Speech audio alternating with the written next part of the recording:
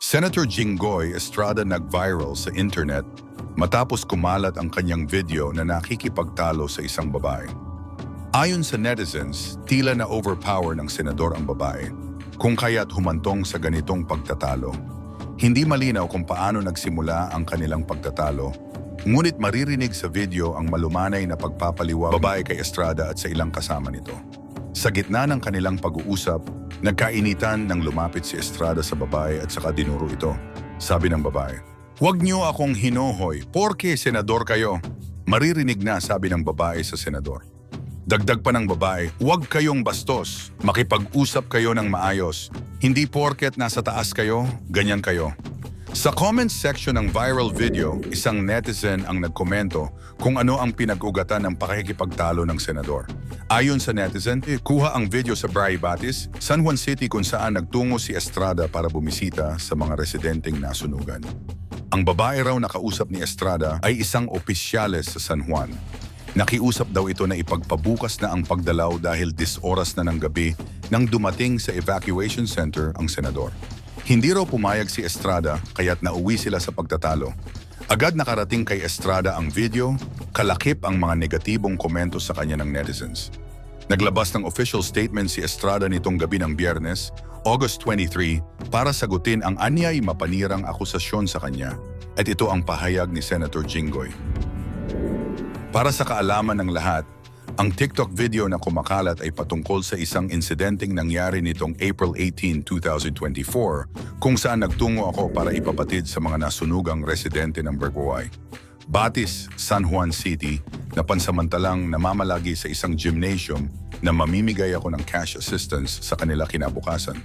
Estrada said in a statement, "Ang simpleng pag-aanunsyo na pakay ng mga kinatawan ng aking opisina na nagtungo doon para makipag-coordinate sa kanila, pilit na pinipigil ng mga lokal na opisyal ng San Juan na naroroon sa lugar ng mga oras na iyon, sa kadahilanan na sila lamang ang nakakaalam. Mahigit 1 oras nang nakikiusap ang mga kinatawan ng aking opisina sa pag-aanunsyo sa mga nasunugan para maayos ang mangyayaring pamimigay ng tulong, alinsunod na rin sa patakaran na ipinatutupad ng lokal na pamahalaan ng San Juan, ngunit hindi sila pinapayagan. Maayos na nakikipag-usap at nakikiusap ang aking staff, ngunit hindi sila nakikipagtulungan," Estrada recalled. "Kaya napilitan ako na mismo ang pumunta para kausapin sila ng maayos, ngunit walang gustong humarap sa amin. Ito ang nagbunsod para kumprontahin ko ang isa sa kanila. Sa nasabing video, gusto nilang palabasin na ginagamit ko ang aking posisyon para gawin ang gusto kong mangyari porke senador kayo. Opo, ako po ay senador at ginagamit ko ang posisyong ito para makatulong lalong-lalo na sa mga taga San Juan na kinalakihan ko at hindi ko hahayaan na mapigilan ako na makiramay sa mga nangangailangan sa panahong kailangan nila ng tulong," Estrada said. "Dahil na iparating namin sa mga biktima ang pakay ko na pagtulong, na isagawa namin ang pamimigay ng cash assistance. Ang pagpapalabas at pagpapakalat ng mapanirang TikTok video ay malinaw na may bahid politika. Kung bakit ngayon ito ipinakalat, tanging ang mga nasa likod nito ang siyang makakasagot," he added. "Hinding-hindi ako magpapatinag sa mga paninira dahil alam ko na lalabas ang katotohanan. Hinding-hindi ako mapipigilan na tumulong sa aking mga kababayang nangangailangan sa abot ng aking makakaya, senador man ako o hindi." Matatandaan na nanungkulan ang Estrada sa San Juan ng mahabang panahon.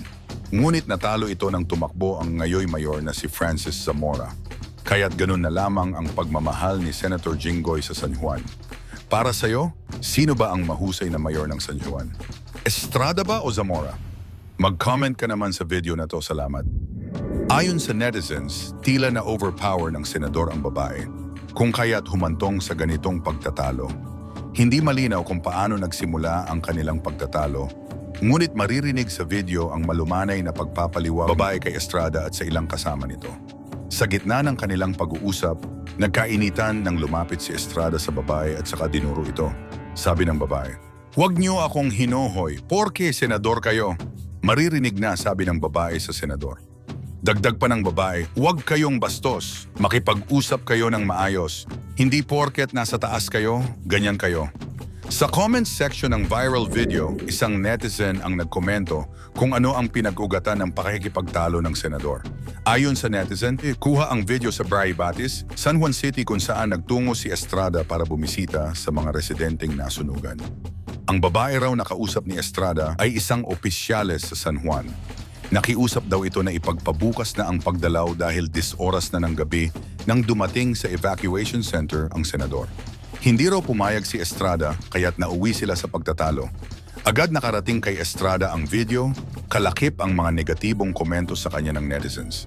Naglabas ng official statement si Estrada nitong gabi ng Biyernes, August 23, para sagutin ang anyay mapanirang akusasyon sa kanya at ito ang pahayag ni Senator Jinggoy. Para sa kaalaman ng lahat, ang TikTok video na kumakalat ay patungkol sa isang insidenteng nangyari nitong April 18, 2024 kung saan nagtungo ako para ipapatid sa mga nasunugang residente ng Bergwaway. Batis, San Juan City, na pansamantalang namamalagi sa isang gymnasium na mamimigay ako ng cash assistance sa kanila kinabukasan. Estrada said in a statement, "Ang simpleng pag-aanunsyo na pakay ng mga kinatawan ng aking opisina na nagtungo doon para makipag-coordinate sa kanila, pilit na pinipigil ng mga lokal na opisyal ng San Juan na naroroon sa lugar ng mga oras na iyon, sa kadahilanan na sila lamang ang nakakaalam. Mahigit 1 oras nang nakikiusap ang mga kinatawan ng aking opisina sa pag-aanunsyo sa mga nasunugan para maayos ang mangyayaring pamimigay ng tulong, alinsunod na rin sa patakaran na ipinatutupad ng lokal na pamahalaan ng San Juan, ngunit hindi sila pinapayagan. Maayos na nakikipag-usap at nakikiusap ang aking staff, ngunit hindi sila nakikipagtulungan," Estrada recalled. "Kaya napilitan ako na mismo ang pumunta para kausapin sila ng maayos, ngunit walang gustong humarap sa amin. Ito ang nagbunsod para kumprontahin ko ang isa sa kanila. Sa nasabing video, gusto nilang palabasin na ginagamit ko ang aking posisyon para gawin ang gusto kong mangyari porke senador kayo.